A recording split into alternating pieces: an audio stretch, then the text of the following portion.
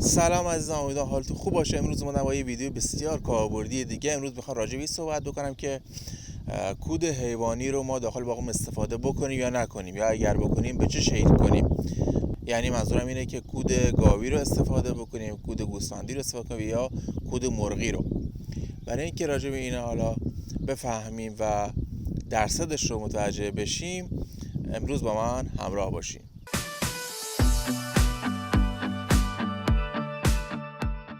خب ببینید، بدون شک بهترین اصلاح کننده خاک کود حیوانی هستش. حالا اینو باید به شکل ما استفاده بکنیم.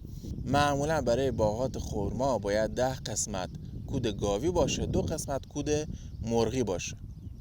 حالا اگر که شما حالا برای زراعت بخوای استفاده بکنی، وقت کود گوسفندی رو باید اضافه بکنی. یعنی اونایی که زراعت میکنن باید مثلا قسمت بندیشون مثلا 10 قسمت کود گاوی باشه، 3 قسمت کود گوسفندی و 2 قسمت هم کود مرغی باشه.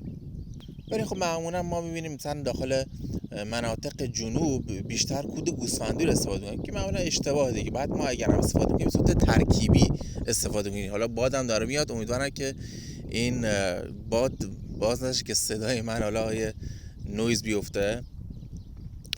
عرضم خدمتتون که بله، گوسفندی رو باید ما استفاده نکنیم داخل باغمون، و اگر هم حالا میخوایم برای زراعتمون استفاده بکنیم باید به صورت ترکیبی استفاده کنیم. داخل خود باغ هم گفتم باید به صورت ترکیبی استفاده بشه. این کودای گوسفندی معمولا چون ازوت زیادی دارن فقط برای رویشی استفاده میشه، یعنی برای مثلا ذرت باشه، گندمی باشه و برای زراعت میگم استفاده میشه دیگه. حالا باغدارای ما کود نو رو همینجوری میریزن پای باغشون و این باعث بیماری ها، باعث مثلا رشد قارچ ها، باعث نمیدونم علف هرز، کرم سفید داخل باغ ها ایجاد میشه. برای اینکه این اتفاق نیفته ما باید حتما کودمون رو فراوری کنیم، یعنی پوسیده بکنیم. گاهن ما ببینیم که مثلا ما کودمون رو یه جای همینجوری میریزیم، یه خورده مثلا برای چند ماه یا چند سال، حالا گاهی میبینیم ما یه جایی که میمونه کهنه میشه، میگن خب این حالا فراوری شده، میبرن استفاده میکنن. در واقع که اصلا این فراوری شده نیست، این پوسیده نشده، فقط کهنه شده. خب حالا ما باید چجوری کودمون رو فراوری کنیم؟ قبل از که اینو صحبت بکنم یه لایک و سابسکرایب یادتون نره، و اگر سوال چیزی هم راجع به این مورد داشتین حتما تو کامنت ها واسم بنویسید، حتما بهش جواب میدم. چجوری ما باید حالا کودمون رو پوسیده کنیم یا فراوری بکنیم؟ ما باید اول اینکه ما کودمون رو یه جایی دپو کنیم، بریزیم تا ارتفاع 2 متر و عرضم به خدمتون که چیکار میکنیم تا 40% رطوبت کودمون رو افزایش میدیم. 40% یعنی چی؟ حالا 40% یعنی اینکه ما کودمون رو که تو دستمون نگه میداریم، کودمون گوله بشه و آب از دستمون ولی چکه نکنه، فقط گوله بشه و دستمون خیس بشه.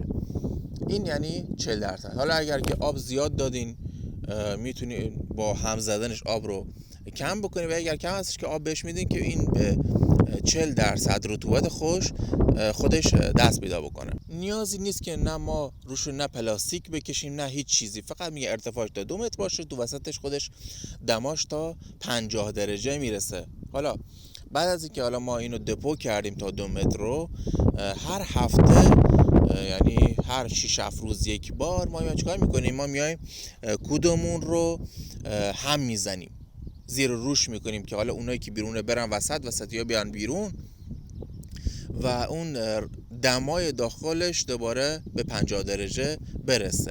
و تنها چیزی که حالا ما میتونیم بهش اضافه هم بکنیم کاه و کلش هستش. نیاز نیست هیچ چیز دیگه حالا بهش اضافه بکنیم. کاه و کلش برای به نسبتی که خودتون دارین خیلی کم میتونید بهش اضافه بکنیم.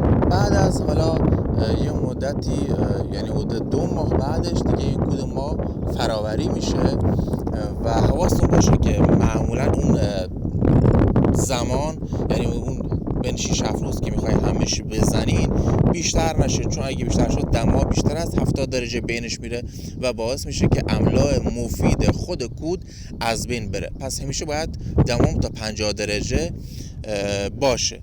زمانش هم میگم حدودا بین 7 یا 8 هفته کافیه و بعدش به صورت فراوری شده هستش و ما میتونیم استفاده ازش بکنیم. کود ما برای فراوری شدن نیاز به اکسیژن، رطوبت و حرارت داره که با این کار ستاش تأمین میشه. پس یادتون اصلا پلاستیک نمیخواد روش کشیده بشه که به صورت هوازی این مراحل انجام بشه. خب این از ویدیو امروز. لایک و سابسکرایب یادتون نره، خیلی دوستتون دارم. اگر که سوالی داشتین حتما تو کامنت ها بنویسید و بهش جواب میدم. تا ویدیو بعدی. See you the next one.